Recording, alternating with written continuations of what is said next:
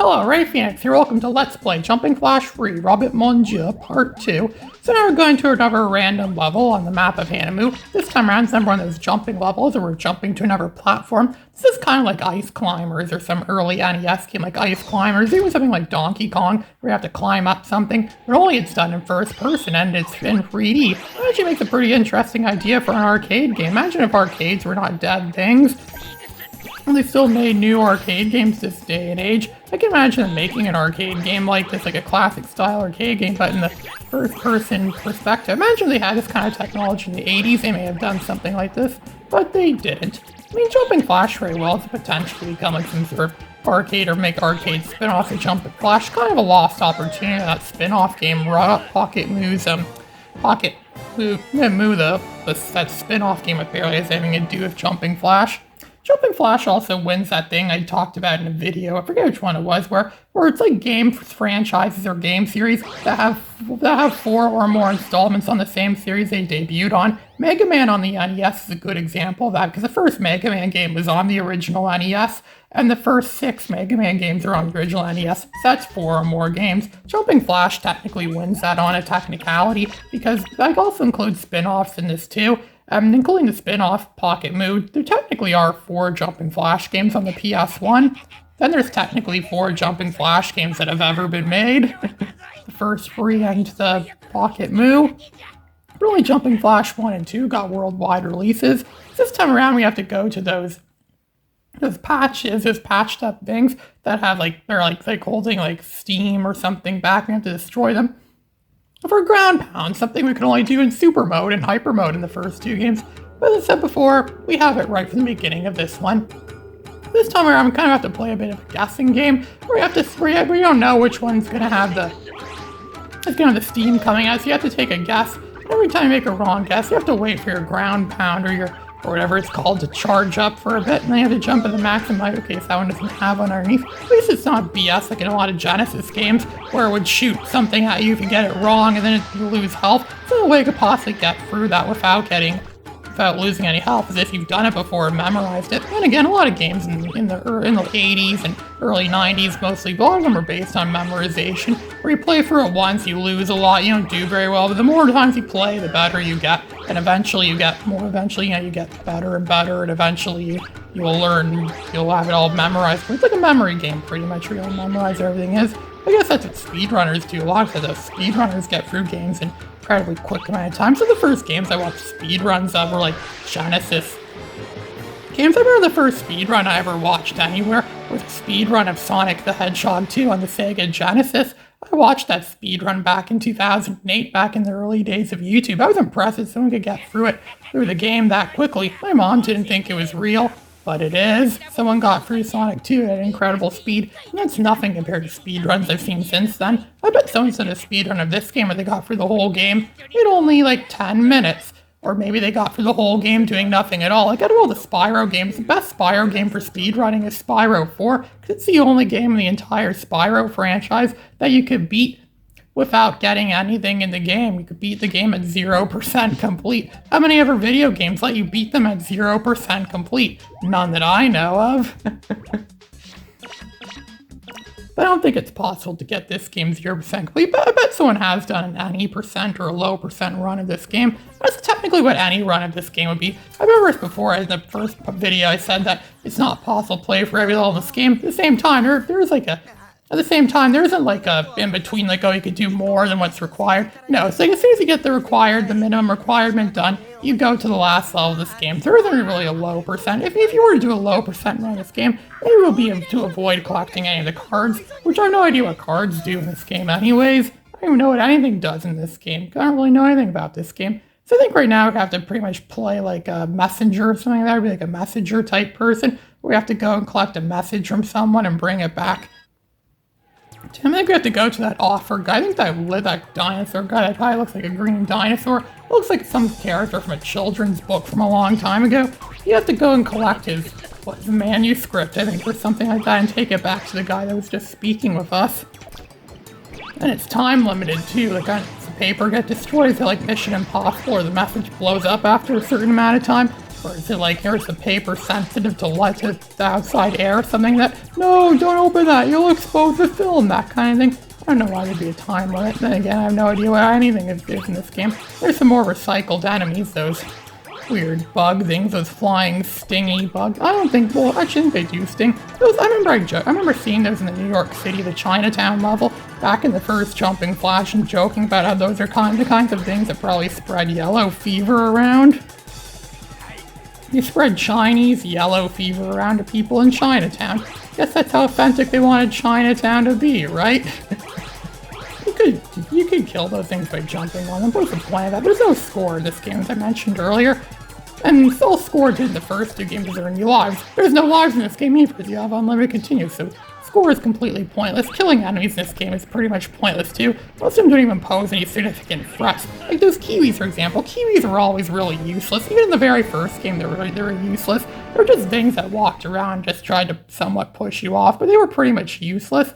The only things purposes they served that you could pretty much use them as a punching bag. You could kill them and you get points for them or power up things. There's none of that in this game. So there's actually really no point really in fighting enemies most of the time.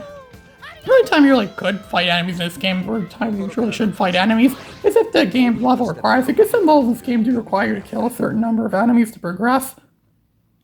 But there's none of that in this.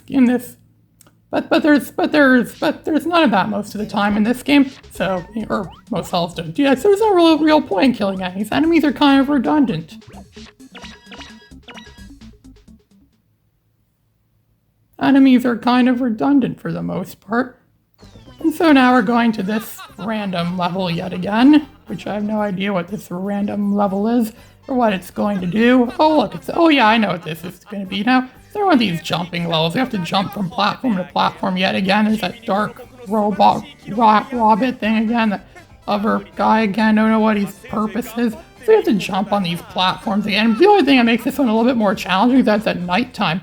Ooh, it's nighttime. So everything's so much more challenging at nighttime, right? All the best dramatic scenes are at nighttime. Or maybe they just took the camera they used to film this game with and put it into negative mode, so that way it makes daytime look like nighttime. You know, they do with a camera, you can make it film in negative. They did that in Be Kind or Wine to film a nighttime scene in the daytime when they were filming Ghostbusters.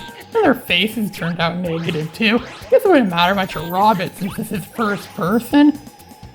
And at least the platforms have lights in them. There's no safety net in this level. You had a safety net the first time around, but there's no safety net in this level. Because who needs a safety net? He's Robbit. He's an acrobatic robot rabbit, pretty much. Of course he's good at jumping. He's awesome at jumping. He's probably one of the best jumping characters in any video game ever. Come on, like who's the best jumper in any video game ever? It would have to be Robbit, of course. Whatever characters in video games could jump is so impressive. Okay, I guess Jack from Bomb Jack kind of could jump like this too, but that's something completely different. He's way better at jumping than Mario. Mario sucks at jumping a lot. This is obviously figuring out how to get to the top there, and it is time limited too. Some sort of challenging it. Was Robbit competing for the Olympics? With some sort of game show thing? I don't know. They could have made this game just a downright game show, and all of these things could have just been like challenges that had to do as part of the game show. Maybe there was an evil villain that was behind it and he has to fight the villain at the end. That would have made a good story for a Jumping Flash game as well too. I bet if they made more Jumping Flash games, that would happen, which brings up another interesting topic. I was always intrigued as a kid that Jumping Flash never really caught on as a huge franchise. I think it should have been a really big franchise. There should have been Jumping Flash games on the PS2 and even the PS3 and so on and so forth. I mean, Ape Escape started on the PS1. It later went to the PS2. Why couldn't Jumping Flash do that? I think that would have been awesome if Jumping Flash could have done something like that. This could have been a really big franchise. Way bigger than Ape Escape, way bigger than, probably just as big as Mario, and eventually years later, this could have had an animated movie about it. A lot of video games are getting movies made about them now. Jumping Flash probably could have made an awesome movie, but I highly doubt it's going to happen. About a year after this game came out, Sony officially pulled the plug on this franchise, so it's not likely there'll ever be a Jumping Flash 4 or anything like that. I wonder if I could buy the rights to this franchise. I'm sure Sony still owns the rights to Jumping Flash. I wish I could buy the rights to this series and maybe make my own Jumping Flash. That would be pretty cool. I mean, this is a very unique genre of game. I call it a first-person shooter a lot. It's incredibly incredibly different from most other first-person shooters. It's almost insulting to compare us to other first-person shooters. This is a very unprecedented genre of game, and it's like they only did this once before, really, with this game, and technically Geograph Seal, because Geograph Seal is also made by the same people that made these jumping flash games. So it's like a very unique genre. No one's really tried it with this since then. Since they made these games, no one ever really tried to make a game. I think someone would have tried making something similar to this, but oh no, they don't. And it's good. Most people agree these games are awesome. I mean, sure, they're way better than a lot of other games. I mean, this is a lot better than Earthbound. Like, God, I hate Earthbound. Earthbound is one of the worst video games I've ever played. This is a lot better. I'd rather play this than Earthbound any day. This isn't even the best Jumping Flash game. It's still pretty decent. That says a lot about the Jumping Flash franchise. I would love to see this get a re-release. And yet to this day, no one's ever made a translation patch for this game either, so no one has any idea what anyone is saying in this game unless they speak Japanese. So we're doing some more. It's pretty much the same like Donkey Kong kind of, or Ice Climbers kind of stuff. We just have to climb to the top, and we have to hit those water valve things, or these, I don't know if they're water valves, or some sort of valve twisty thing where you have to twist them and the fan, or what do you call it, the windmill starts turning around, which I thought windmills just automatically blew from the wind and they generate electricity or something like that.